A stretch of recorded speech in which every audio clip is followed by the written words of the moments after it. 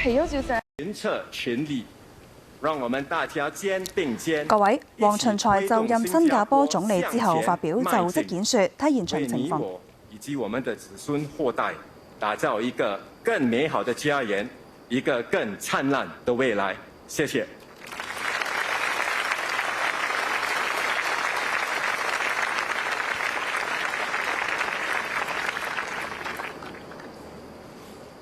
Today marks a significant milestone, a passing of the baton, not just between leadership teams, but also across generations. I am the first Prime Minister of Singapore to be born after independence. Almost all my colleagues in the 4G team were also born after 1965.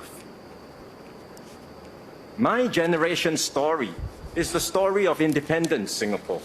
Our lives are testimony to the values that forged our nation. Incorruptibility, meritocracy, multiracialism, justice and equality. These principles are deeply ingrained in all of us. We understand the vital importance of good leadership, political stability, and long-term planning. We ourselves are the beneficiaries of the imaginative policies of our founding fathers, pursued resolutely and patiently over decades. Shaped by these experiences, our leadership style will differ from that of previous generations. We will lead in our own way. We will continue to think boldly and think far. We know that there is still much more to do. For the story of our island nation continues to unfold. There are many more pages to write, and the best chapters of our Singapore story lie ahead. As we write the next chapters, we are not starting from scratch. We stand on the shoulders of giants. Mr. Lee Kuan Yew and his team led us through independence and established the key pillars of governance. Mr. Goh Chok Tong and his team took us through the next lap and nurtured a kinder and gentler society.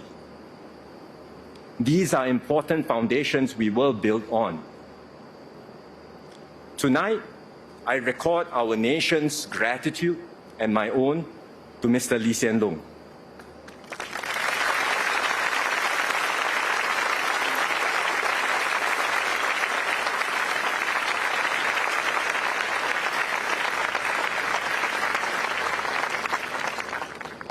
Over a lifetime of public service, stretching over half a century, he devoted every measure of his being to the service of our country and people. Under his stewardship, Singapore navigated external as well as domestic changes and overcame multiple crises. Mr. Lee spoke often of the need to keep Singapore exceptional. He was exceptional himself in his devotion, his selflessness, and his dedication to serve.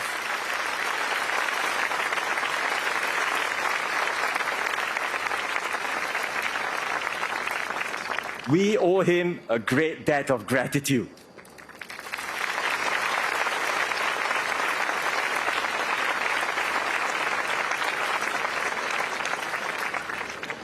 I am grateful that Mr. Lee and the more experienced ministers will continue to serve in my cabinet. They will provide continuity as I renew and strengthen the team with new members.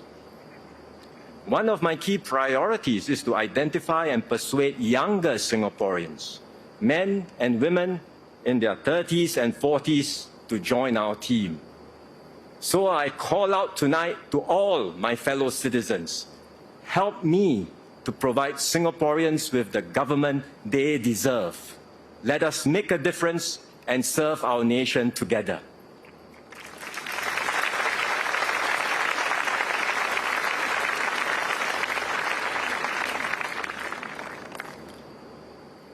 Singapore's position is strong, but the world around us is in flux. For 30 years since the Cold War ended, we enjoyed unprecedented peace and stability in the Asia-Pacific. Unfortunately, that era is over. It will not return. Now we face a world of conflict and rivalry. The great powers are competing to shape a new, yet undefined global order. This transition will be marked by geopolitical tensions as well as protectionism and rampant nationalism everywhere. It will likely stretch for years, if not decades. As a small country, we cannot escape these powerful cross-currents. As an open economy, our livelihoods will be hit when multilateralism fractures. As a diverse society, we will be vulnerable to external influences that tug us in different directions. We must brace ourselves to these new realities and adapt to a messier, riskier, and more violent world. Fortunately, our international standing is high, and the Singapore brand is admired and trusted worldwide. We seek to be friends with all while upholding our rights and interests. We value the centrality of ASEAN and its efforts to foster regional cooperation and integration. We hope for stable US-China relations and will continue engaging both powers, even as issues inevitably arise between them. We will strengthen our partnerships near and far and advance Singapore's interests so as to better shape outcomes for ourselves as well as the world. This is not the first time that we've had to confront tough external circumstances. We've done so repeatedly over the last 6 decades. Each time, we have weathered the storms and emerged stronger. The key to our success is our high level of trust in each other and our ability to work well together. Singapore has always been a diverse country, many races, many religions, many languages, and more so now than before. Yet we've strengthened our bonds as one people. We've achieved this not by denying our differences, but by embracing them. We have ensured that every community, every religion, and every linguistic group, big or small, feels included, respected, and valued. When issues arise between communities, and from time to time they will, we do not accentuate our differences. Instead, we accept them. We seek pragmatic compromises and find as much common ground as possible. We do so always in an atmosphere of mutual respect and trust. This is the ethos that will guide me and my team. This is how we will continue to evolve and strengthen our Singapore identity. It is never about subtracting, but always about adding. It's never about contracting, but always about expanding. So from our diversity, we forge unity. From many, we become one united people, regardless of race, language, or religion.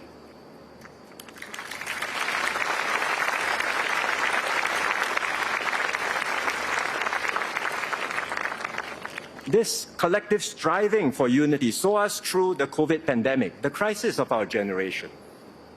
We responded effectively to the pandemic because we trust one another. The way we dealt with the crisis, together saving lives and livelihoods, deepened our social capital and made us a better and stronger people. COVID was a baptism of fire for me and my team. It reinforced my conviction that our exceptional performance as a nation lies not in any one person or any single institution, but in how well we work together as one team Singapore.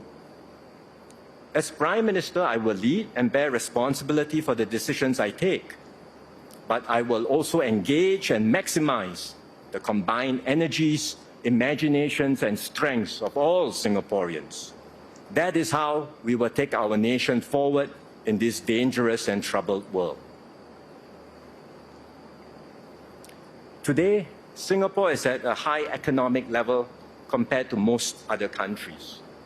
By international standards, we have built excellent systems of education, housing, healthcare, and transport. But our circumstances are changing, technology is advancing, and our population is aging fast. So we cannot afford to cruise along. We must continue to do our best to improve, upgrade, and transform Singapore. I am convinced we can and we must do better. This is why I launched the Forward Singapore exercise. We listened to and spoke with many of you. We distilled your aspirations into a shared vision for our future. Forward Singapore represents the ambitions of our generation. It expresses our resolve to keep our society strong and united, to share the benefits of progress with all, not just some, to uplift all Singaporeans, not just a few. Younger Singaporeans in particular have spoken clearly. They will strive and work hard for their goals, but they do not wish to be trapped in an endless rat race of hyper-competition. They want a refreshed Singapore dream, one that is not defined by material success alone, but also offers meaning and purpose in their careers and their lives. I am determined to help Singaporeans realize your dreams. With our tripartite partners, we will continue to build a vibrant economy and create good jobs for all. We will find new ways to be productive and innovative and achieve a better balance where work is purposeful and life is meaningful. We will foster a fairer, more just, and more equal society. We will look after our seniors, the vulnerable amongst us, and those with special needs. We will support all Singaporeans, regardless of their start points, age, or ability, to uplift themselves and lead fulfilling lives. My team and I will do more in all of these areas. We need your help too, to support our fellow citizens and to renew our commitment to each other. Then we can build a Singapore where everyone succeeds in being the best possible version of themselves. We can be a people who are more inclusive, gracious, and big-hearted. We can be a society where every Singaporean matters and a Singapore that matters to every Singaporean.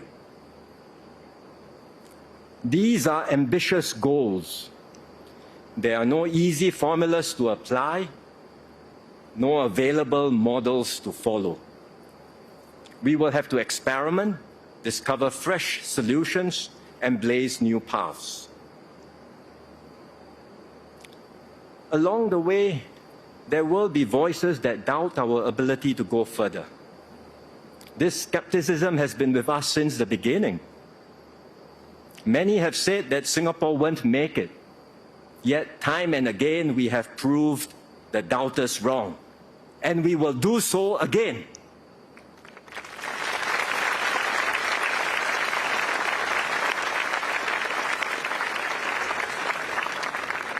As Singaporeans, we all know what it means to exceed expectations, to go beyond what others think we are capable of, or even what we ourselves thought we could do.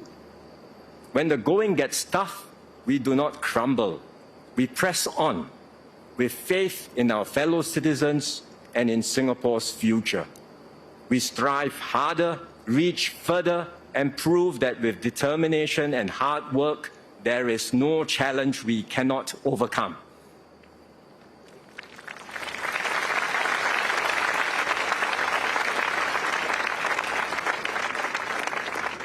I will bring this same spirit into my new role.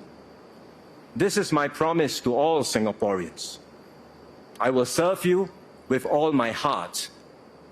I will never settle for the status quo. I will always seek better ways to make tomorrow better than today.